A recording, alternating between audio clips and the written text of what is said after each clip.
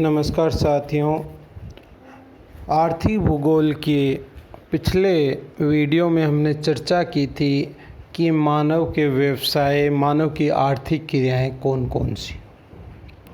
जैसा व्यवसाय और आर्थिक क्रियाओं के अर्थ से ही स्पष्ट होता है कि मानव अपने जीवन यापन के लिए, धन अर्जन के लिए जो क्रियाएं करता है, जो व्यवसाय करता है, वो उसकी आर्थिक क्रियाएं होंगी।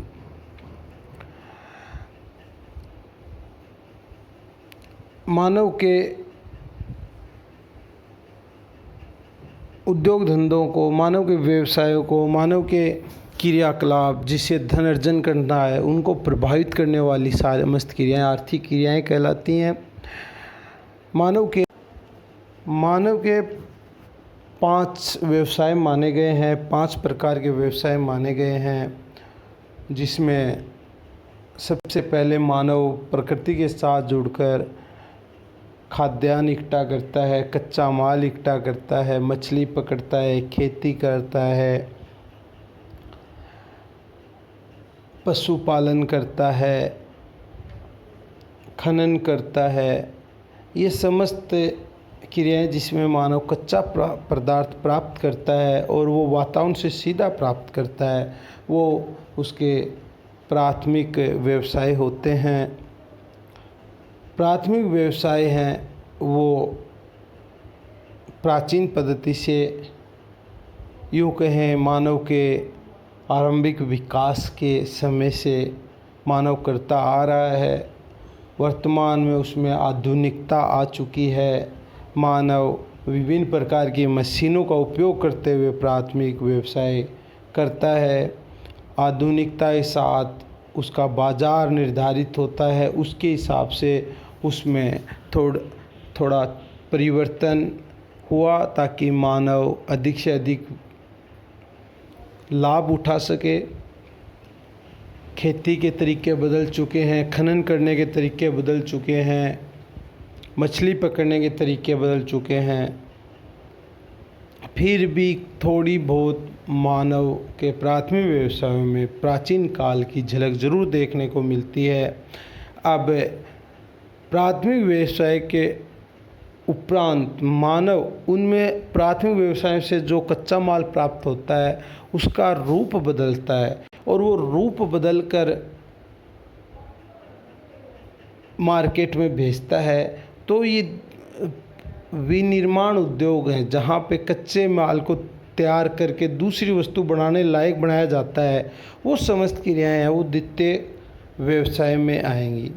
जैसा प्राथमिक व्यवसाय में है मुख्यतः आदिम कृषि, संग्रहण, खनन, मत्स्यन। द्वितीय क्रियाएं हैं, द्वितीय व्यवसाय है, उसमें मानव विनिर्माण, प्रसंस्करण, निर्माण जिसमें भवन, पुल आ गए, ऊर्जा उत्पादन आदि व्यवसाय आते हैं। तृतीय क्रियाएं हैं मानव की, उसमें द्वितीय और प्राथमिक उत्पाद हैं। उन दोनों क्रियाओं से प्राप्त उत्पाद को बाज़ार में बेचने से संबंधित होती हैं। यहाँ पे सेवा क्षेत्र इसमें आता है। इसमें खुदरा थोक व्यापार, व्यक्तिगत तथा व्यावसायिक सेवाएं, प्रशासन, परिवहन, मनोरंजन और समाचार, ये सबसे ज़्यादा प्रभावी होती है। मानव का एक व्यक्ति से दूसरे व्यक्ति तक हर वस्तु पहुंचाने में सहायक होता है। चतुर्थ व्यवसाय और पंचम व्यवसाय वो उच्च लेवल के होते हैं। चतुर्थ व्यवसाय में सूचनाएं, शोध करना, प्रबंधन, मैनेजमेंट करना और पंचम क्रियाएं में उच्च कार्यकारी निर्णयकर्ता, जिन्हें हम गोल्ड कॉलर कहते हैं, उच्च लेवल के अधिकारी, प्रशासनिक अधिकारी, राजनीतिज्ञ जो इस योजनाएं बनाते हैं वो इसमें आते हैं। आज हम द्वितीय और तृतीय क्रियाओं पर चर्चा करेंगे। पिछले वीडियो में हमने प्राथमिक क्रियाओं पर चर्चा की थी। मानव प्राथमिक उत्पाद के आधार पे ही द्वितीय क्रियाएं प्रारंभ करता है। द्वितीय श्रेणी के व्यवसाय हैं वो मानव प्राथमिक क्रियाओं से प्राप्त कच्चे माल है उसका रूप बदल के उपयोग करता है। इसमें विनिर्माण उद्योग है। द्वितीय क्रियाओं में पदार्थों में परिवर्तन करके उन्हें अधिक उपयोगी और मूल्यवान बनाया जाता है। तांबा गलाना, इस्पात निर्माण, कपास से वस्त्र निर्माण, इसी प्रकार की क्रियाएं हैं। इसके अंतर्गत विभिन्न वस्तुओं निर्माण में लगे उद्योग, अन्य निर्माण कार्य जैसे गृह निर्माण, सड़क निर्माण आदि आर्थिक क्रियाओं को भी शामिल किया जाता है।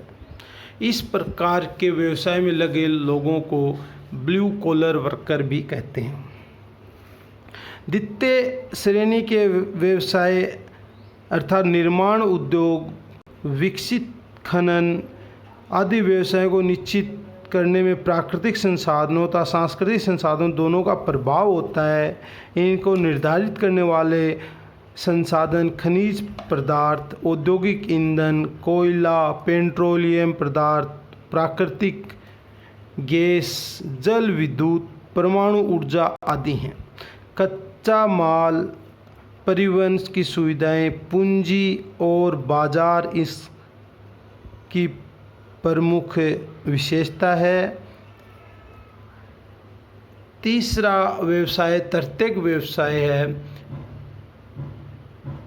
इसमें वो क्रियाएं आती हैं जो प्रत्यक्ष रूप से किसी वस्तु के उत्पादन में तो काम में नहीं आता, प्रयुक्त नहीं होता, परंतु विभिन्न वस्तुओं के उत्पादन में परोक्ष रूप से सहायक होती हैं। इनमें प्राथमिक द्वितीय क्रियाकलाप, सामान्य जनता और व्यक्तियों को दी जाने वाली सेवाएं भी शामिल होती हैं। इसमें लोगों की सेवाएं शामिल हैं। जो प्राथमिक क्रियाओं और द्वितीय क्रियाओं से जो उत्पाद तैयार होता है उसको बाजार में बेचने का, लोगों तक सुविधा पहुंचाने का कार्य इसमें किया जाता है। इसमें परिवहन, संचार, वाणिज्य, व्यापार, विभिन्न प्रकार की सेवाएं जैसे शिक्षा, प्रशासन, मनोरंजन, प्रतिरक्षा आदि शामिल होते हैं। और इसमें व्यवसाय में लगे लोगों को पिंक कॉलर वर्कर कहते हैं। इस व्यवसाय में लगे लोग सांस्कृतिक वातावरण निश्चित करते हैं। यहाँ तकनीकी का उपयोग अधिक किया जाने लग जाता है और ऐसे व्यवसाय अधिक लाभ प्राप्त करते हैं। प्राथमिक व्यवसायों से अधिक विकसित द्वितीय व्यवसाय और द्वितीय व्यवसायों से अधिक विकसित होते हैं ये तृतीयक व्यवसाय आते हैं। इसके अंतर्गत हम विभिन्न प्रकार की सेवाओं को शामिल करते हैं और सेवाएं तृतीय व्यवसाय के अंतर्गत आती हैं, जिसके अंदर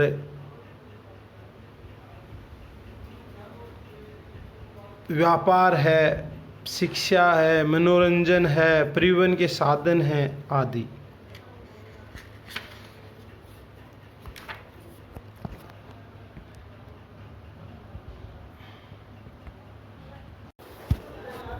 द्वितीय व्यवसाय है, इसके अंतर्गत निर्माण उद्योग को शामिल करते हैं। निर्माण उद्योग की कुछ विशेषताएं हैं, जैसे किसी एक वस्तु का रूप आकार बदल कर दूसरी वस्तु बना दी जाती है। उदाहरण के लकड़ी का रूप बदल के हम फर्नीचर बना देते हैं, लोहे का रूप बदल के हम किसी यंत्र का निर्माण कर देते हैं। दूसरी विशेषता, निर्माण द्वारा वस्तु या पदार्थ का उपयोग बदल जाता है। जैसे खेत में उगी कपास निर्माण के बाद वस्त्र है वो पहनने काम आते हैं। तीसरी विशेषता है, निर्माण द्वारा पदार्थ की मूल्य वृद्धि होती है। जब पदार्थ का रूप बदल जाता है तो उसका भाव भी बढ़ जाता है, उसकी बाजार कीमत भी बढ़ जाता है। इस प्रकार हम कह सकते हैं किसी भी निर्माण उद्योग में रूप, उपयोग तथा मूल्य में धनात्मक परिवर्तन होते हैं।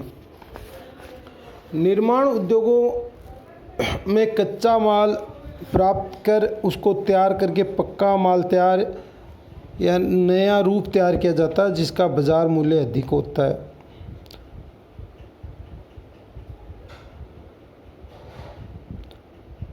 कच्चे माल में हम परिवर्तन करके और नवीन माल तैयार करते हैं जिसकी बाज़ार कीमत अधिक होती है। जैसे एल्युमिनियम की कच्ची धातु बॉक्साइट को तोड़ कूट पीस के हम एल्युमिनियम की सीलियाँ बनाई जाती हैं। ये सीलियाँ तैयार करके इससे तार और अनेक एल्युमिनियम के बर्तन तैयार किए जाते हैं। बिजली के यंत्रों में एल्युमिनियम के तार काम आते हैं। लकड़ी है, उससे लुगदी तैयार की जाती है और लुगदी से कागज़ बनाए जाते हैं। रुई है, उससे धागा निकाल के धागे से कपड़े तैयार किए जाते हैं। रबड़ है, उसके पेड़ से रस निकाल कर रबड़ की सीलियाँ बनाई जाती हैं और रबड़ की सीलियों से रबड़ के विभिन्न प्रकार के ट्यूब टायर बनाए जाते हैं। अब निर्माण उद्योग हैं कितने प्रकार के? निर्माण उद्योग को 3 भागों में विभाजित किया गया है। पहला है शिल्प उद्योग, बहुत छोटे स्तर पे होते हैं। इनमें प्राय एक परिवार के कुछ सदस्य घरेलू कार्य करते हैं। ये प्राचीन भारत में प्राय सभी क्षेत्रों में किया जाता था। जैसे कुम्हार है, मिट्टी के बर्तन बनाना, अहेरिया सहतूत या झाड़ू की टोकरियाँ बनाना, बढ़ई लकड़ी के फर्नीचर बनाना, तेली बेल कोल्हू से सरसों का तेल निकालना आदि। कुटीर उद्योग ये घरेलू उद्योग शिल्प उद्योग से थोड़ा सा विकसित होता है। इसमें कुछ परिवार मिलके कार्य करते हैं। उसमें पूंजी थोड़ी अधिक लगती है और कुशल और अकुशल श्रमिक मिलके इसको काम में करते हैं। इसमें सामान्य 20 से कम श्रमिकों पे आधारित कार्य होता है। जैसे गुड़ बनाना, खांडसारी बनाना, कपड़ों की रंगाई, छपाई, होजरी, हाथ करगा, रेडीमेड गारमेंट, साबुन बनाना आदि विभिन्न प्रकार के कार्य। तीसरा निर्माण उद्योग का रूप है वो है फैक्ट्री उद्योग। इसके अंतर्गत बड़े व्यापक पर पूंजी लगती है और बड़ी मशीनों से कार्य किया जाता है।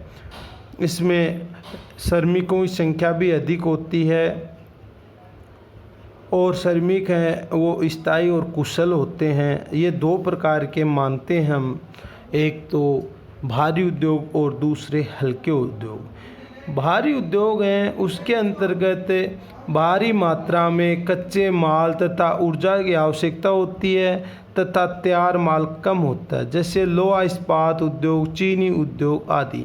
ऐसे उद्योग प्राय कच्चा माल प्राप्ति स्थल पे ही होते हैं। दूसरा हल्के उद्योग, ये उद्योगों से कच्चा माल तथा तैयार माल के बारे में अधिक अंतर नहीं होता, अर्थात शिद्दत अनुपात कम होता है और उद्योग है ये कहीं भी स्थापित किया जा सकता है। जैसे कपड़ा उद्योग।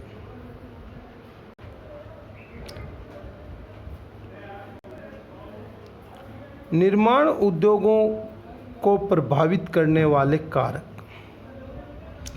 इसमें निर्माण उद्योगों को प्रभावित करने के अंतर्गत हम देखते हैं कि वहाँ की जलवायु, आर्थिक कार्य, भौगोलिक कारक, तकनीकी, राजनीतिक कारक और अन्य व्यक्तिगत कारक भी प्रभावी रहते हैं, जिससे उद्योग है वो उनका लगने का, उनका निर्माण उद्योग की स्थिति और विकास में परिवर्तन आता रहता है। जैसे भौगोलिक कारक, निर्माण उद्योगों की स्थिति का छांटने में मुख्य प्रभाव भौगोलिक क्षेत्र का होता है, जिसमें कच्चा माल, शक्ति के साधन, रोजगार, परिवहन, बाजार, जल की आपूर्ति आदि होते हैं।